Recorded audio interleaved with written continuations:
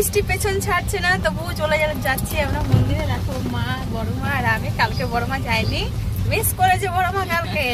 কালকে এত কত সন্ধ্যাবেলায় আর আজকে আমিও খালি পায়ে যাচ্ছি, কারণ তোমাদেরকে বললাম যে কে জুতো হাতে নিয়েছিল সেটা ভালো লাগে না, সেই জন্য আমি ভেবেছি খালি পায়েই যাই। আবার এক জায়গায় করে করে জোড়ায় জোড়ায় রেখেছে, সেই জন্য সে খালি পায়েই যাচ্ছি। তো চলো, বৃষ্টি মাথায় নিয়েই চললাম, আর বৃষ্টি মাথায় নিয়েই বাড়ি ফিরতে হবে।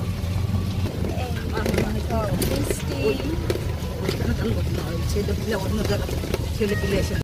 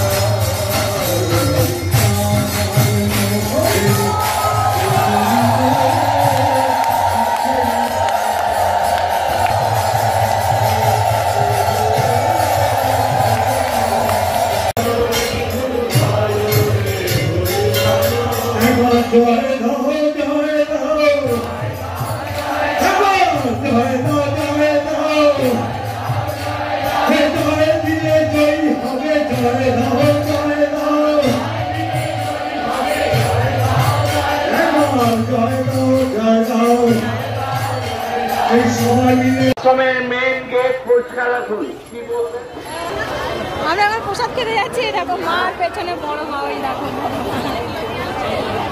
প্রসাদের লাইন প্রচুর লম্বা, এবার দেখি কতক্ষণে ঢুকতে পারি। কাছাকাছি চলে এসেছি প্রায়।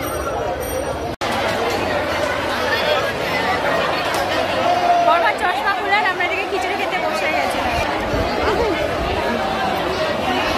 খিচুড়ি আসছে।